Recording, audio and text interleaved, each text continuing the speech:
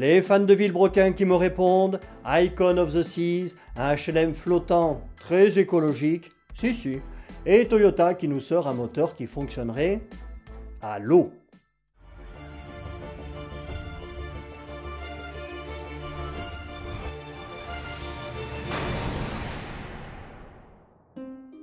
Bonjour à tous, une nouvelle vidéo sur Calandre, le lien est dans le descriptif et je vous annonce la naissance de Fans de vélo sur laquelle il devrait y avoir une première vidéo vers le 20 février.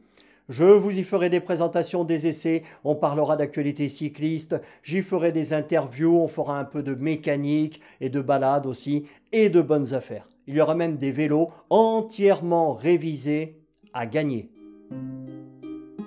Comme je m'en doutais, des supporters de Villebrequin, plus ou moins hystériques et plutôt très fâchés avec la langue française et l'orthographe, m'ont répondu.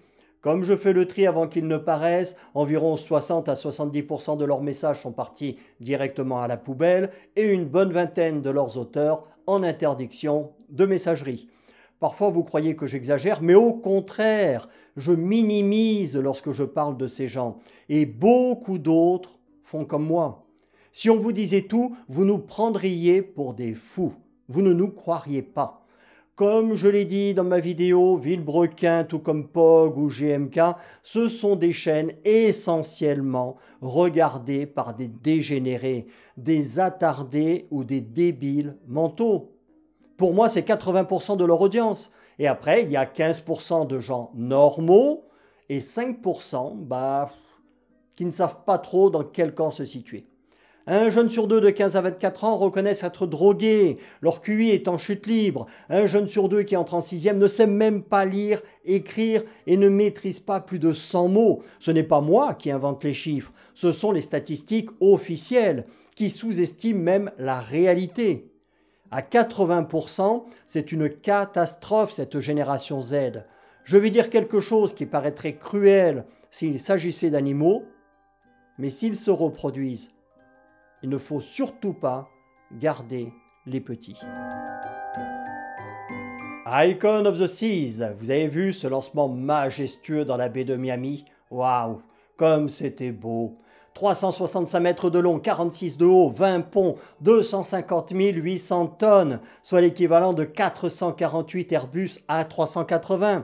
Si, 2805 cabines, 2350 membres d'équipage, 8000 passagers. C'est comment déjà la chanson de Patrick Sébastien? Ah oui, qu'est-ce qu'on est serré au fond de cette boîte, chante les sardines, chante les sardines. Alors bien sûr, je préfère en rire, car pour moi une croisière c'est au maximum sur ce type de bateau. Sur leur ville flottante, les billets démarrent à 2000 € par personne et ça peut monter à 30 000 pour une semaine. Oui, ça pique. Tout ça pour s'entasser à 10 000 personnes dans un HLM flottant pendant 8 jours. C'est du grand n'importe quoi et pourtant c'est toujours plein. Certainement par la génération Z. Et il doit même y avoir, je pense, des vendeurs de cannabis à bord. Alors, cet Icon of the Seas tourne au GNL qui dégage de très puissants gaz à effet de serre. C'est un véritable désastre écologique. Ceux qui tournent au fioul, donc pratiquement tous les autres bateaux, eux consomment en fait des résidus de pétrole très polluants et comme ils n'ont aucun système de filtration au niveau des cheminées, c'est encore pire au niveau pollution. Les chiffres officiels qui sont largement sous-évalués, c'est qu'un bateau de croisière pollue autant qu'1 million de voitures, notamment en particules fines et dioxyde de soufre. En plus, ils déversent 5000 tonnes de produits chimiques dans la mer par jour, sans même parler des rejets illégaux.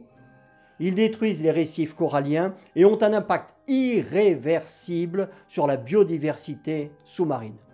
Normalement, au port, ils devraient tourner au fioul léger ou se brancher aux prises de quai. C'est obligatoire, mais peu le font. Donc, dans des villes comme Nice, Barcelone ou Marseille, le taux mesuré de particules ultra fines, celles qui vont au plus profond de tes alvéoles pulmonaires, est 100 fois plus élevé que la limite autorisée. Et pareil pour les gens qui sont sur les bateaux, c'est 100 fois plus que la norme. Et si on est dans un rayon de 20 ou 30 mètres des cheminées et sous le vent, ça peut monter à 200 fois la dose maximale autorisée. Donc, pour l'air pur maritime, on repassera. Et les 20 plus grands navires en circulation polluent davantage que la totalité des voitures du monde entier. Et je pourrais faire une vidéo d'1 heure sur la pollution des porte-containers et bateaux de croisière. Or, je n'ai vu aucun écologiste manifester contre ces monstres marins, ni leur barrer le passage, ni leur dégonfler les pneus. Pareil pour les politiques. Pour eux, tout va bien. C'est comme pour le tabac, qui tue plus de 8 millions de personnes par an dans le monde. Non, je ne fais pas d'hors-sujet. Ça tue aussi 1 300 000 non-fumeurs. On continue de subventionner la filière. Tandis que toi, avec ta vieille Twingo ou 205, tu es un assassin. Il faut te taxer, t'éliminer physiquement aussi, car les ZFE sont appelés à couvrir des régions entières, alors que les moteurs thermiques sont devenus plus qu'exemplaires au niveau de la pollution et que la France, je vous laisse regarder les chiffres, est un très bon élève en matière de pollution. Mais bon, pour des raisons qu'il vaut mieux ne pas connaître, nos chers dirigeants européens, dont la plupart devraient être en prison et non au Parlement, vu le nombre de casseroles qu'ils ont aux fesses, représentants qui n'ont d'ailleurs été élus par personne, c'est beau la démocratie, donc ils ont décidé que nous devions tous rouler dans des voitures à piles chinoises ou construites avec des piles et des moteurs chinois, sans même se soucier de l'impact écologique désastreux que ça a, ni même du fait que si tout le monde roulait à l'électrique, on ne pourrait pas recharger, puisqu'il faudrait pour ça au minimum 15 centrales nucléaires de plus, rien que pour la France, et qu'on n'est même pas capable de terminer celle de Flamanville, qui est en chantier depuis plus de 20 ans, qui est bourrée de malfaçons et qui a déjà coûté au moins 10 fois le prix prévu au départ.